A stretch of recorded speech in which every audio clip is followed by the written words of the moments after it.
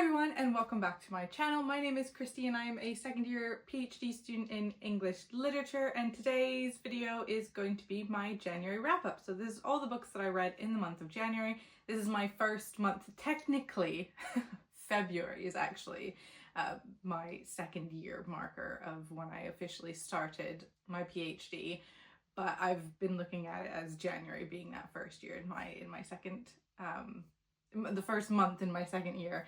But anyways, regardless, all the books that I've read in January are related to my research, but the majority of those, bar one, are all fiction. So I figured that they are worth sharing in a bit more detail, so let's just go ahead.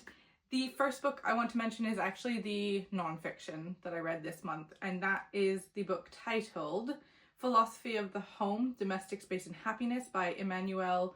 Coccia. I'm definitely butchering that name. It looks like this, and it is exactly what it says in the title, Philosophy of the Home, kind of looking philosophically at the domestic space of the home. However, it's very confusing. The book is laid out in regards to different rooms of the house, which I thought was in fact, there was potential for that to be really interesting.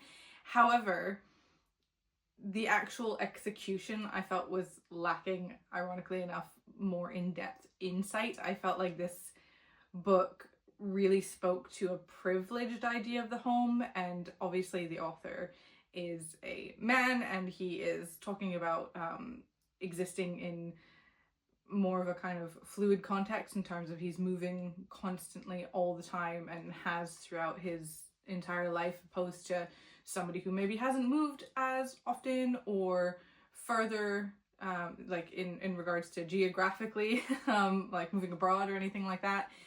And the actual realities of the home not being necessarily a space of happiness and coziness for quite a significant portion of people, specifically women.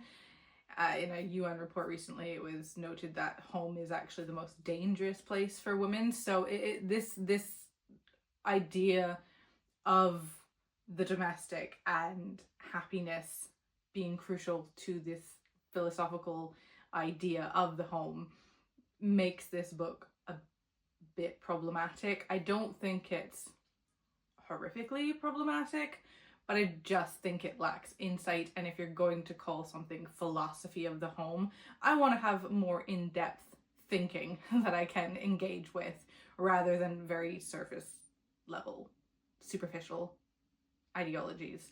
However, I will say it is also confusing in what the author is trying to describe or philosophize. A lot of these chapters, which are structured as rooms, they're laid out based off of rooms in the home. That's how those chapters are structured. And in each one of those, it feels like sometimes he's just about to get to this philosophical point idea that he's trying to make, and then it just is never made.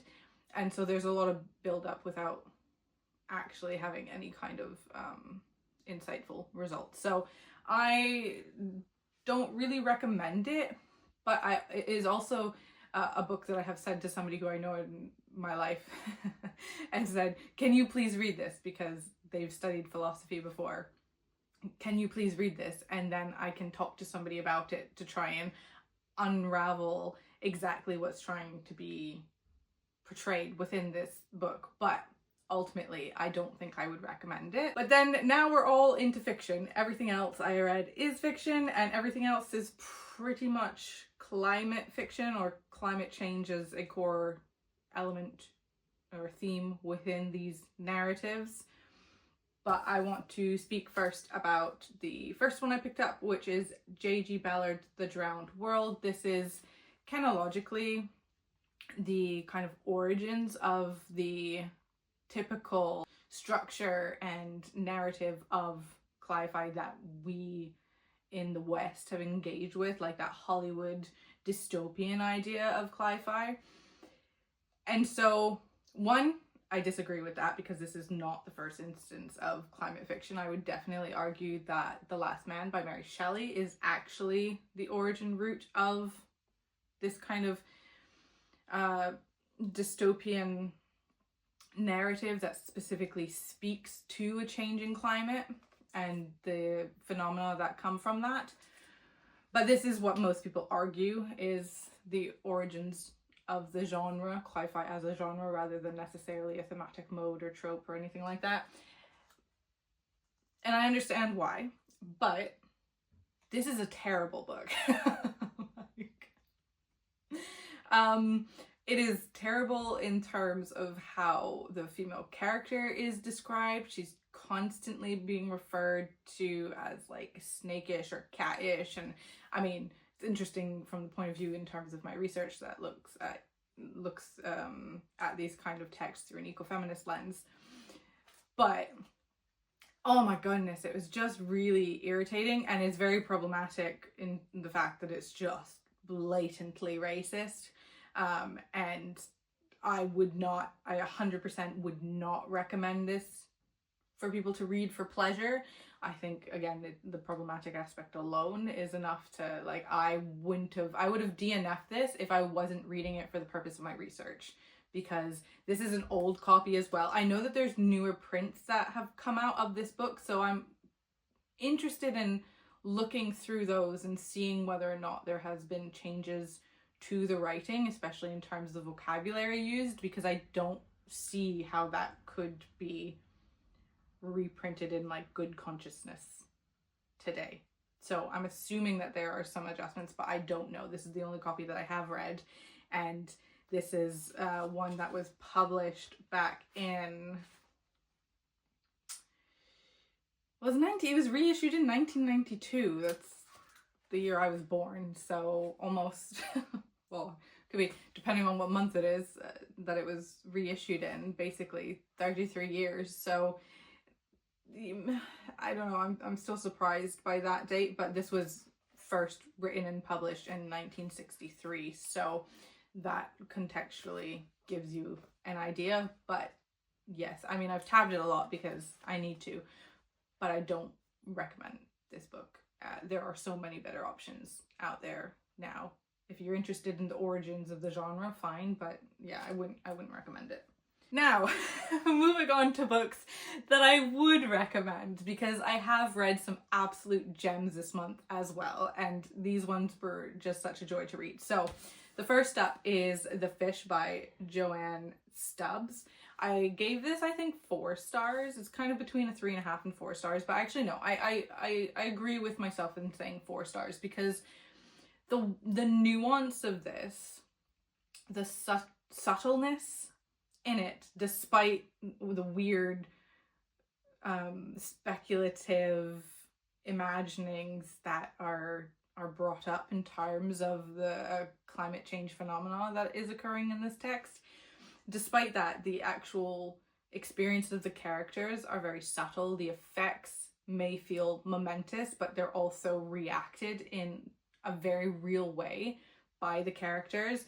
While reading this, one of the things that I found really eerie was just how well this puts into perspective the COVID pandemic. Obviously, this was written after COVID-19, but the way that those characters are responding to this event, that was very realistic in the writing, in a way that I think a lot of newer narratives do attempt, that aren't just trying to tick a box in terms of like what makes a sci-fi novel, you know?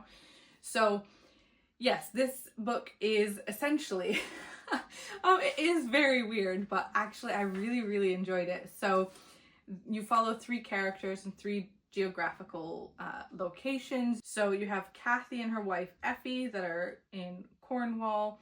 You have expat Margaret and a very religious figure in Kuala Lumpur. And then in New Zealand, you have 2 teenagers. I think it's Ricky and his friend. I can't remember his friend's name right now. But essentially, there has been an bacterial infection amongst fish, and they begin walking on land, not just like upright and they start walking. It's like a very eerie walk. I don't know how to describe it. You'd have to read it. I do still struggle with visualizing how exactly these fish are walking on land, but it's not like they're just like going at speed, you know, on land. It's a slow progress. So obviously that's commenting on humanity and humankind's evolution, origins, but also there is this creepiness of the fact that there's something visible, because I think a lot of texts as well in relation that or that respond to the COVID pandemic tend to make these narratives, the phenomena that is causing, you know, the situation, to be very invisible, or very minimally visible, whereas this, they are like, these are fish and they're walking on land, and that's creepy as hell, and it's just it's really interesting. And so these characters are basically reacting to the fact that this is beginning to happen, and there's starfish on, you know, Kathy and Effie's home, and there is a effort to understand suddenly why this evolutionary shift has happened in the fish. Is it evolutionary, or is it a type of mutation of a disease, which is what it ends up being? That's not really a spoiler. And yeah, and then it ends up, people are kind of just moving on. They get used to it. The buzz around it starts to die down, and it's just kind of something that they exist with.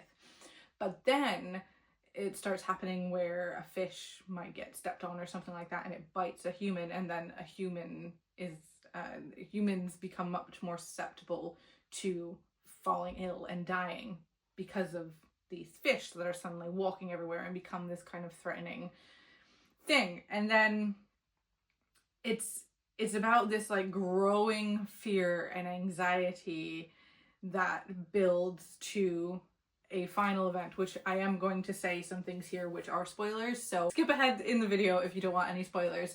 But essentially at the end of this book, there's this kind of algae bloom that occurs, and people are running away from it because if you are within it, you're gonna die essentially. But these fish can obviously not go at speed, and so they end up all dying that had been walking because they are not able to get far enough away from this algae bloom. I suspect that there are, based off of some of the other descriptions of fish and the locations they were in, I can kind of see that maybe some of those would escape that, but I digress. It's kind of implied that all the fish die in this situation, and people just go back to normal. They just go back to normal, and kind of it becomes this thing that happened but nobody really talks about and stuff, right? So I think that it was very interesting in that element of having this phenomenon, and then the phenomenon disappears, but without that, throughout the entire thing there is this level of anxiety as things are building and people are acting normal, and some characters are just like, how can everybody be acting normal right now? This is insane. And it really reflects the state and diversity of human reaction in those situations, as all of us pretty much have experienced now. I don't see anybody talk about this book, but I really do think that it is something that should be read. I think it's also entertaining to read. However, there are some trigger warnings in here, or content warnings, so be aware of that. And yeah, I do think that it's very much worth picking up. And this is a debut novel as well, so I'm really excited to see what this author comes out with next. I'm going to move into what is my favorite book that I read in January, and possibly is going to be my book of the year, which kind of makes me a little bit sad because I hope that it's challenged by some books coming up, because finding your book of the year in January is always like, ah. But that is none other than Ali Smith's Gliff. This is such an incredible book.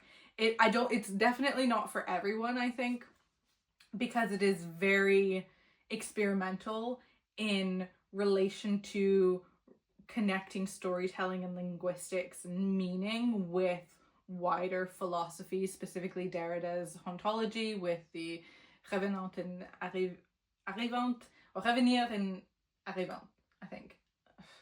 It's a Sunday, I'm not in research mode. But oh my gosh, the writing itself is very easy to read. It's not complex in its vocabulary, it's not purple prose. This is a very easy read.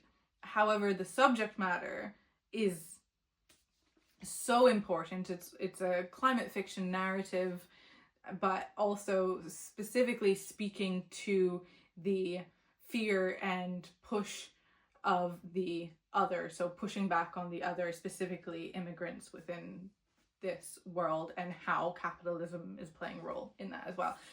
But our main character is actually non-binary. You don't really know the gender of the character, and there was a few times where I thought I knew, and then at the end Smith does something really incredible that makes you go ooh, and there's like that eco-feminist and the, you know, negativities of patriarchy that comes in. This book makes me so excited.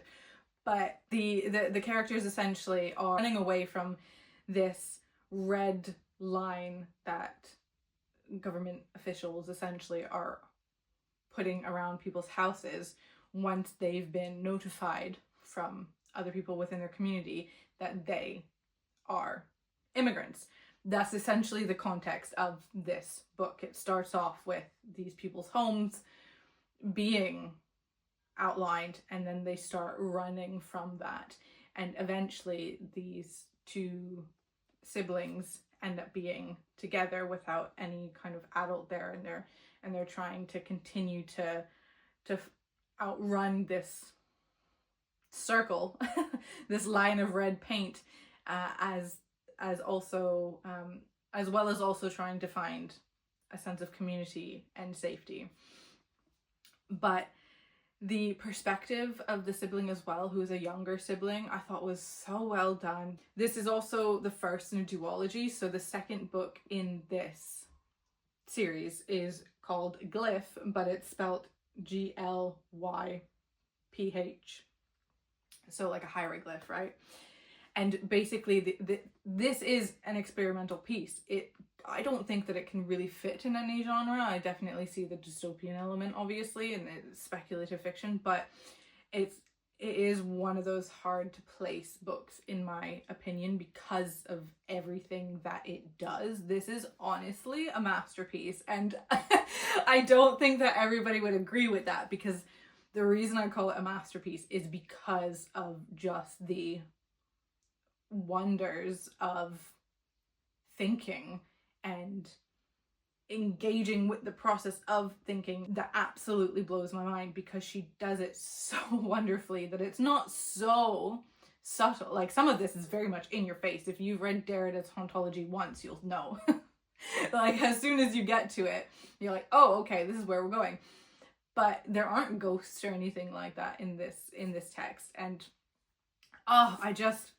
this is so good. It's so hard to describe because it's so experimental, but this is one that I definitely think people should pick up. It kind of, I do think that this could be classified in some context of like a highbrow literary fiction element. I think that some people will dislike it for that, because it's very consciously doing these things. But I don't think that this author is doing these things just to make herself look smart or anything like that. She's doing it to comment on the world we are living in.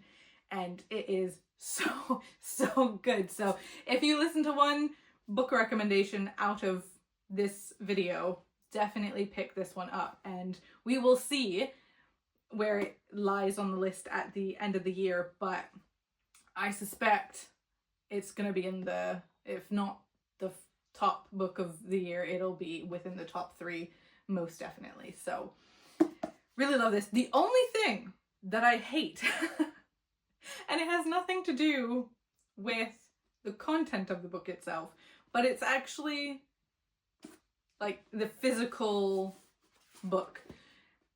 And the thing that bothers me mostly is this hole. Who, for a hardback, it does not work, because when you're reading, This was me when I'm reading. It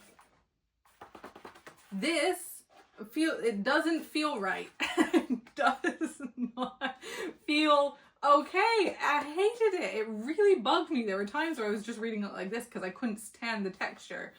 But it does have beautiful end papers, I will say. And I like the cutout idea. I just think it should have been saved for the paperback because this situation is not it. And then I don't mind the texture too much of this. Obviously, this is printed in such a way as well as to like make it eco-friendly. I think especially you can see that in terms of the texture of the cover itself. But I really don't like this texture. Really at all. Again, it's the texture of it. It just doesn't feel good in my hands.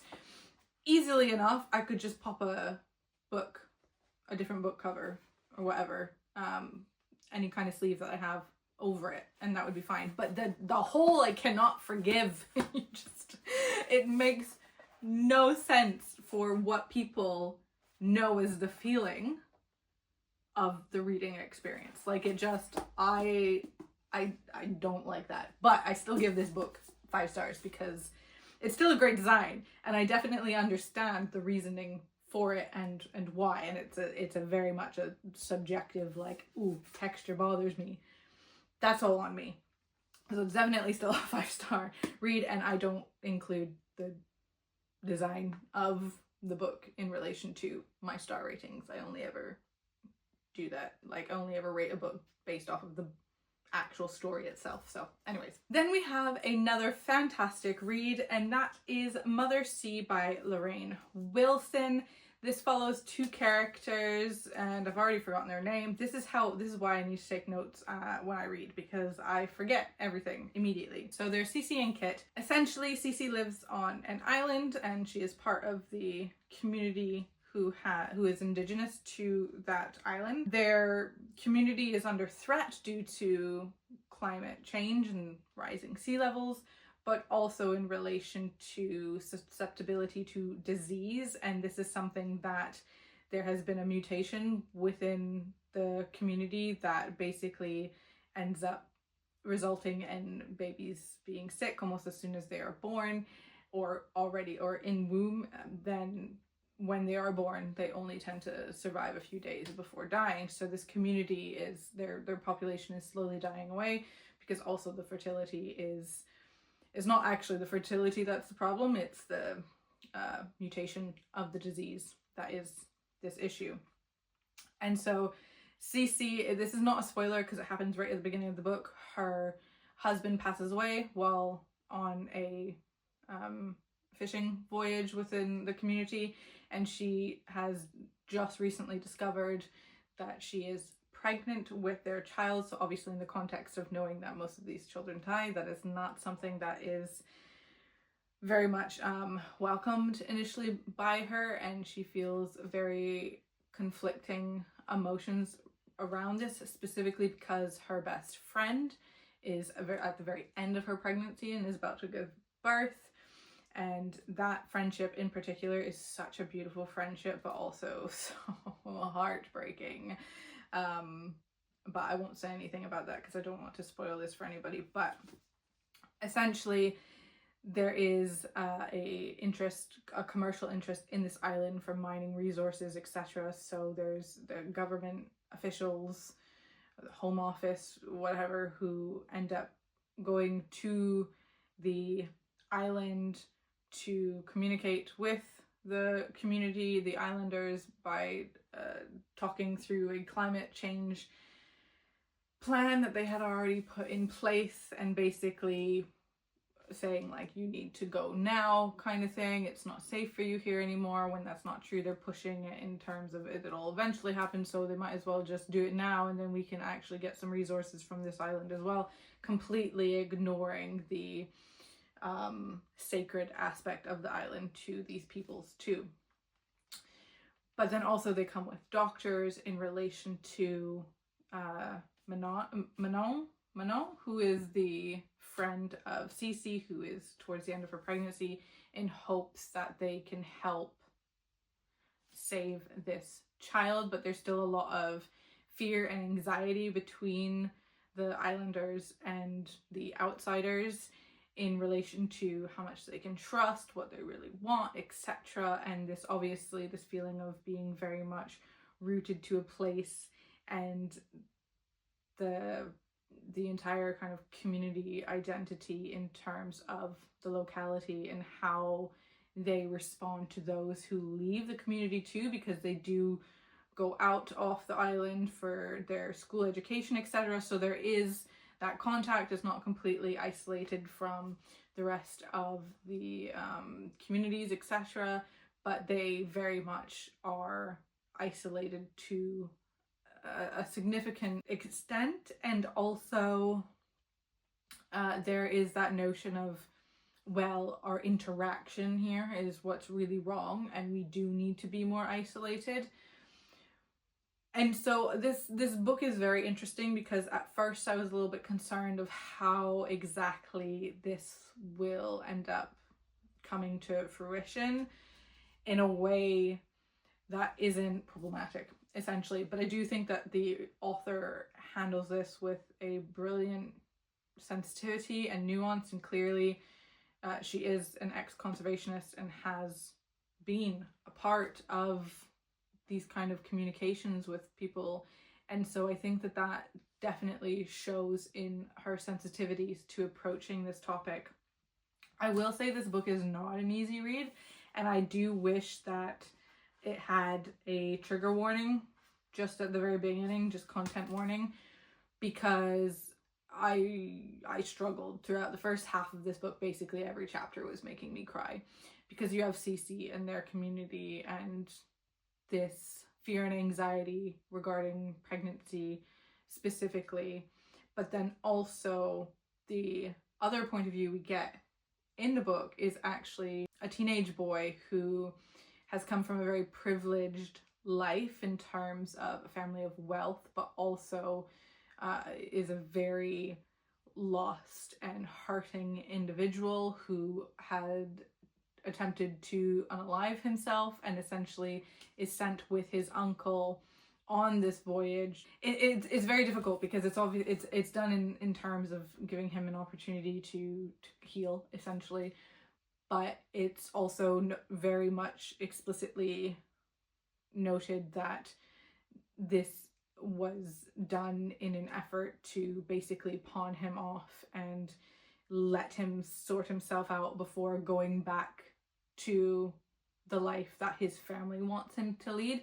So it's a very different dynamic in terms of how these two characters are struggling, but there's also this recognition between the two of a very dark despair. It is beautifully written. There's a few tabs, but actually not everything that I've underlined in this is tabbed, because I was underlining a lot in terms of personal emotive connection as well to the phrase. The author does such a good job of expressing the emotion of a very deep, depressive, scared thinking, but it's beautiful in its expression.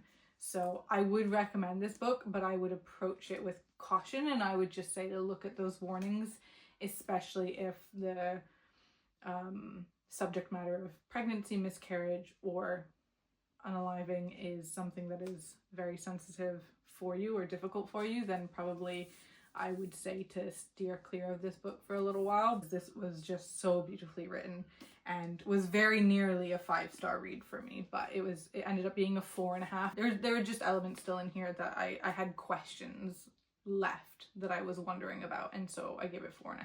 Then the next book I read is called Not Alone by Sarah K. Jackson. This is a very typical cli-fi genre novel.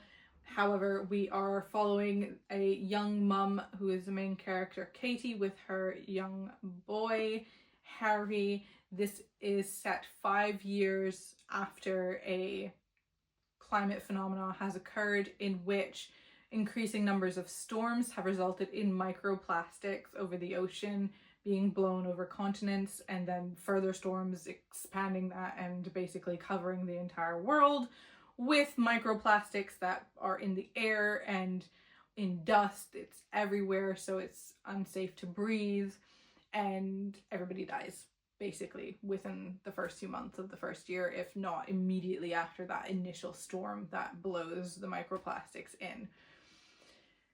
And so that's essentially the set of this story, but then these characters have obviously been existing after this event, and that is exactly how it's described in the book. It's either the before or after in relation to this storm. And Katie ends up, she's on her own because her fiance worked at the hospital, and on the day of the storm they didn't think it would be so serious in terms of the weather events, etc. And so he had been at the hospital and couldn't get back to her, and so eventually he does, because he does come back to the flat once he's able to, but she, after waiting for 3 weeks, has already left to try to get to her parents' place, and she'd been like camping and things because they didn't drive, because they were very eco-friendly folk at the time, vegan, etc. Lots of activism. She worked within the context of environmental activism, and she ends up going, and there is an assault that occurs, and that is throughout this entire text, and there is a content warning at the very beginning saying that is a subject matter that is in this book. So if that's not something that you want to engage with in terms of what you're reading, then do not read this book. But it is also not in any way graphic or anything. It's just discussed in relation to the anxiety and fear that the mother character has in particular, and also and is a cataclysmic fear and anxiety as well that plays a part in her finally leaving the flat with her son after being there for so long, because she no longer feels safe, because other people are made aware of the fact that they exist in this space, specifically men. And this book does really note the realities of the dangers of men to women, especially within this kind of an isolated context. This all being said, I did not like this book.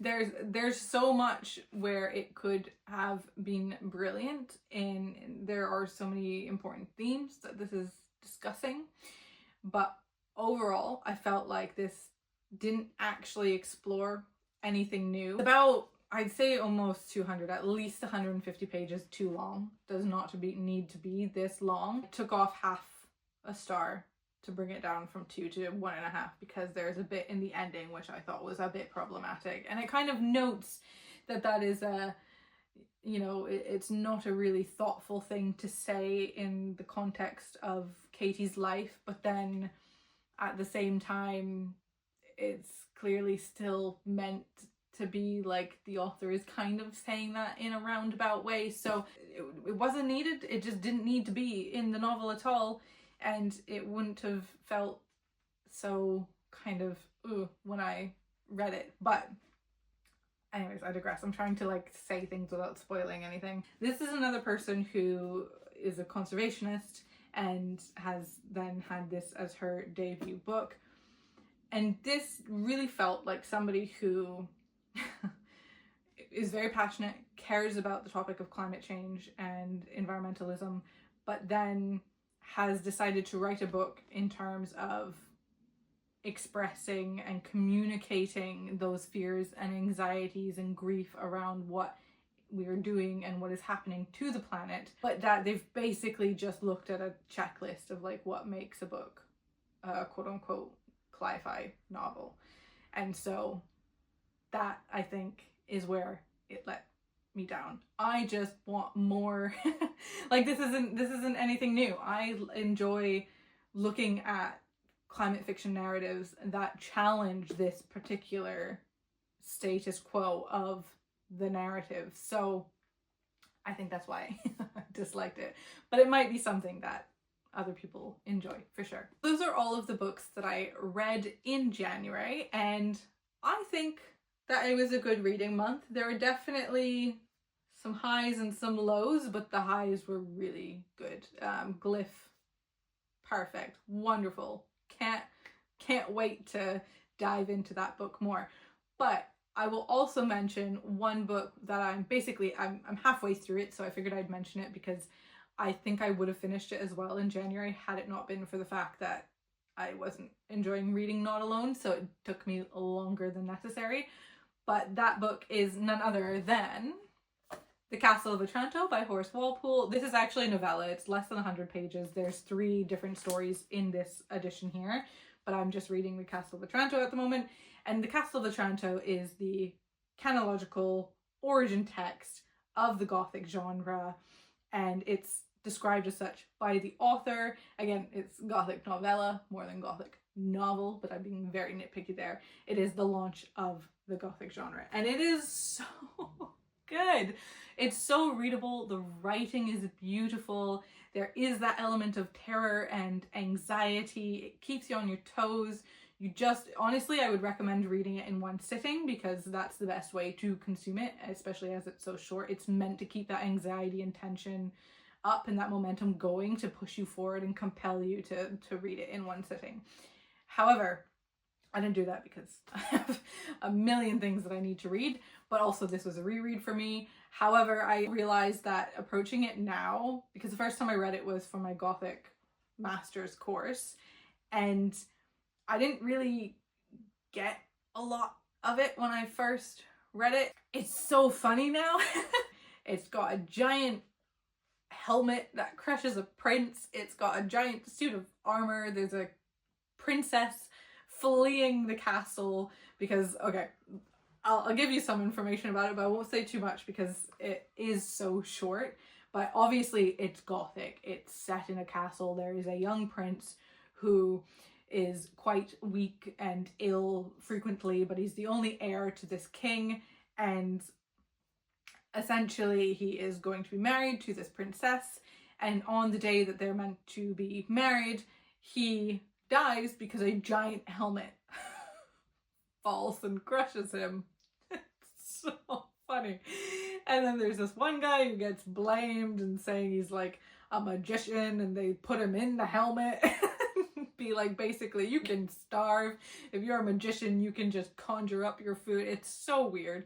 And this princess obviously is quite devastated, but not really, because she didn't really want to get married to this guy.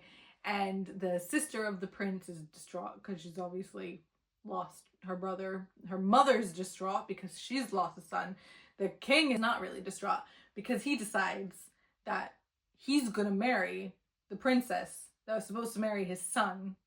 So then that way he can have a boy heir, because he's like, oh, my current wife, the queen, she hasn't done it for me yet, and she clearly can't have another son. So I'm gonna ditch her, take the young one, and you're gonna give me some sons. That's basically what he says to the princess, and then she escapes and runs away, because of course.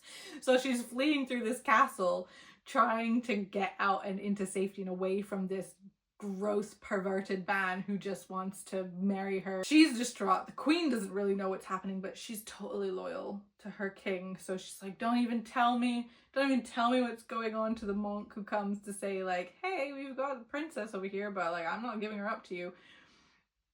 And the queen's just like, oh, what's going on? And she's like, don't tell me. If my husband doesn't want me to hear, then I shouldn't hear it. It's just wild. And yeah, and there's this giant suit of armor that's lurking. It is wild. It is so ridiculous and funny, but it is also just beautifully written. And Walpole said that it's said in the preface of the novella, that he took a lot of inspiration from Shakespeare and tragedy and comedy, and how those both merge into one, and how in fact and it does really read like a kind of Shakespearean tragedy, but how the elements of tragedy in reading those plays like Hamlet or something, like the fools and the funny kind of silly characters that ask nonsense questions and stuff like that, actually make the revelations and such more powerful and that it's not just a tragedy in all seriousness or a comedy that's just only hilarious, right? So it's a melding and mixing of the two. And so that definitely comes through. It's also interesting in that originally the author published this as, he basically did that thing of saying like, oh, this is a book that I found, telling a story, not necessarily saying that it was real, kind of saying that he was a translator of this text essentially. And you see that false authority come to play in terms of a lot of Gothic novels that then follow suit. However, the second preface that is given for this novella essentially identifies him, says that I said I was a translator for this reason because I didn't know if the public was going to be receptive to it or not. There's a lot of occult aspects obviously as well, which he says is, you know, original to the time and the context, and it would be wrong to say that this, to keep those elements out because it was the consensus back then, but because obviously of the time of writing this as well, occult things are not something that you should be engaging with even in terms of literary aspects. So he's doing that to give himself safety, right? But then also in the second preface saying how, oh, actually, well, I am the author, surprise, and I only said I was a translator because I wasn't sure how the public would receive this story. And so, yeah, I just think it's really fun. It's really interesting. If you're interested in the Gothic genre, it's definitely one you should read. It doesn't take long. Again, if you're a fast reader, it'll probably take you only maximum 2 hours. I'm a very slow reader, so it's still a long process even when a book is very short. But I digress. This is fantastic. Highly, highly recommend. And I do think that this edition is lovely because you do have 3 different stories that gives you a look at kind of the wide variety of the more popular ideas of what it means for a book to be Gothic, specifically within Gothic as a genre. Okay, well, that's everything that I read in January. Thank you all so much for being here and for watching today's video. I would love to know what you read in the month of January. Were there any stars of the month for you in terms of your reading? And do you have anything that you're looking forward to in February in terms of any releases? Because I think most of my releases I'm excited for kind of start to happen in spring. But I'm definitely getting a list of anticipated releases for this year. So yes, anyways, I will stop blabbering and I will see you in my next video. Bye!